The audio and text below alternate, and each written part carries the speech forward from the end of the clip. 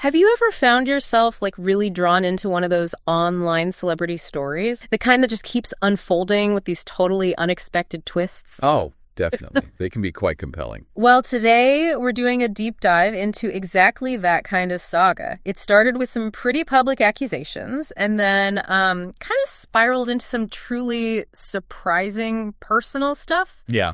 We're going to explore the latest controversy involving Trisha Paytas and Ethan Klein. We'll be focusing specifically on claims about Trisha's fertility journey and some really unique family dynamics that came out. Right. And our mission here really is to try and cut through all the noise. Yeah. Yeah. We'll pull out the core insights, the actual facts we can verify from the source material, just to help you understand the different perspectives in this story. Mm-hmm. It's very public, very messy. It's about getting to the heart of what actually happened, what was said, and maybe what it all means. Okay, so let's kick things off. The spark, really, was the recent news that Trisha Paytas had welcomed her third child. And almost immediately after that announcement, Ethan Klein, well, he went public on his podcast with his reaction. And his reaction was, let's say, very direct. He accused Trisha Paytas point blank of having lied about being infertile. Wow, okay. And then he added that it was a disgusting thing to do. What's really striking, and the analysis picks up on this, is his tone. It was very matter-of-fact. Like he just knew. Exactly. He just states she lied. He wasn't speculating like, I think she might have or anything like that. Just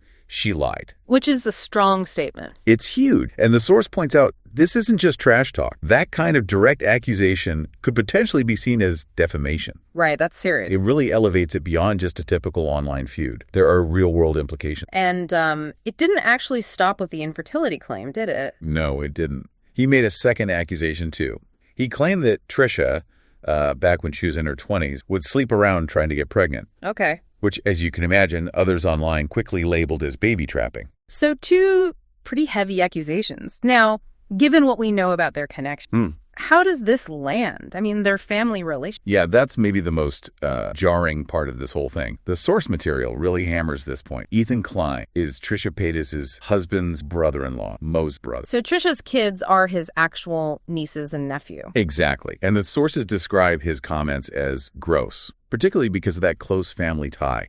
It makes you seriously question, what kind of relationship they actually have. It certainly seems strange, put it mildly. And another crucial point the source raised, Ethan Klein isn't a doctor. He's not a fertility specialist. Right. Yet he's making these incredibly definitive statements about a really complex medical issue, someone's personal health journey. Yeah, without that expertise. Okay, so naturally, with those claims out there, Trisha Paytas responded. She did. She uploaded a video pretty quickly addressing these infertility claims head on. And what she said, it really seemed to flip the narrative, didn't it? Completely. She was very open about it. She stated she has struggled with fertility and was, in her words, infertile for literally probably 14 years. 14 years, wow. Yeah, she said she'd been actively trying to get pregnant since she was about 22. And did she say why? Was there a medical reason? Yes. She shared a specific cause. She explained she'd had chlamydia twice, and both times it went undiagnosed for about a year. Oh, wow. And that, she said, ended up causing scarring in her fallopian tube, scarred up, freeze. So, okay, a diagnosed medical issue directly impacting fertility, but clearly she did have children, so the story doesn't stop there. Right. This is where it gets really interesting, I think. She talked about a specific medical intervention she used. Exactly. This was kind of the key piece she revealed. She explained that around age 30 or 31, she found out about something called an HSG test, hysterosalpingography. HSG, okay. Yeah. What does that do?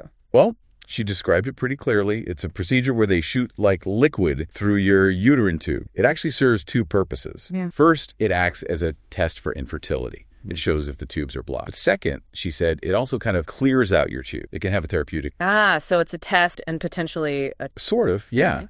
And she mentioned a really high success rate associated with it, saying something like 95% of women get pregnant out of it. Maybe a bit of an exaggeration, but clearly effective for some. And that's how she got pregnant. That's what she said. That's how she conceived her first two children, Malibu Barbie and Elf. Right. And this is such an important point. Struggling with infertility or even having a diagnosis like Block 2 doesn't automatically mean someone can never have children. No, of course. There are different types, different degrees, and crucially, there are treatments available, like the HSG she described. So when you put Trisha's detailed account, the years of trying, the specific medical issue, the specific procedures she used next to Ethan Klein's claims, well, the source material seems to strongly imply that Ethan likely didn't look into any, like the possibility of treatments or that infertility isn't always absolute before he went public. It certainly looks that way. He made these broad, definitive statements About someone's very personal medical history. Exactly. On a huge public platform. The source definitely highlights the sort of ethical questions around doing that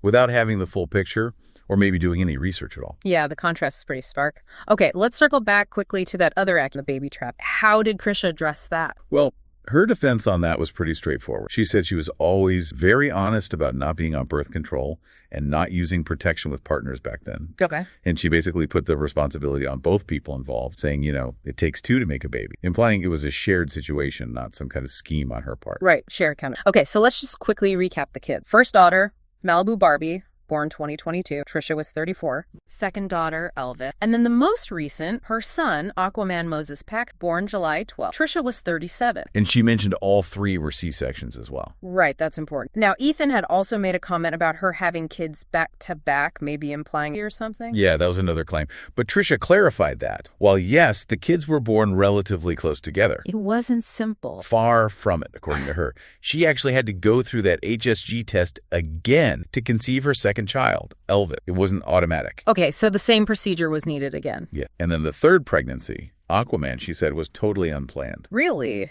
Yeah, it happened just 3 months after her second C-section, even though she said she was tracking her ovulation.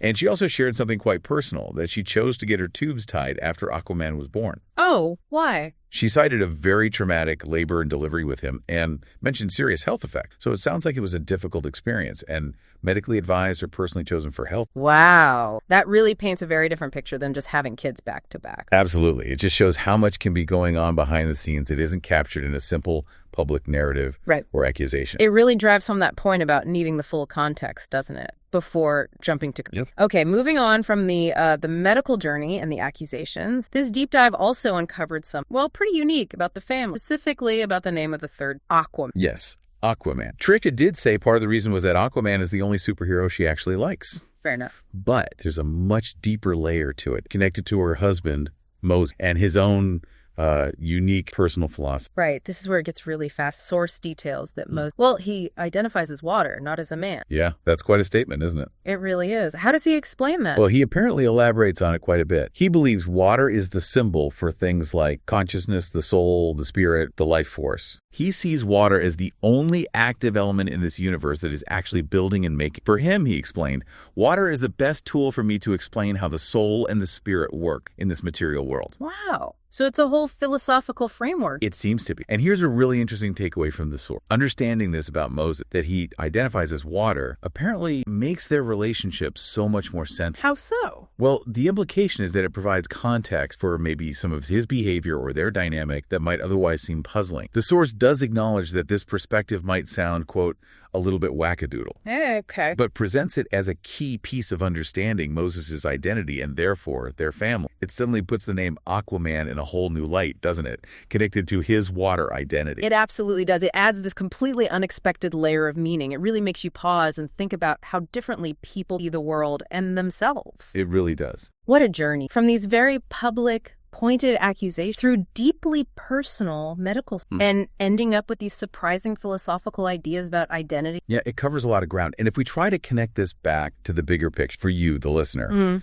I think this deep dive really underscores how vital it is to seek out detailed, nuanced information, to question those initial assumptions we all make, right, and to recognize that these public narratives we see online, they often strip out all the crucial context you need for real understanding. Especially when it's about personal health or family. Exactly. It highlights the potential dangers of, throwing around uninformed opinion, especially when they can deeply impact people's lives and relationships. So maybe a final thought to leave you with. Think about how often we encounter these simplified stories online, or even just in gossip, right? Quick judgments are so easy to make. But what complexities, what hidden reasons, what deeply personal stuff might be lying just beneath that surface if we actually, did our own deep dive? How much do we really need to know before forming an opinion, especially when it involves family ties? It's definitely something worth considering.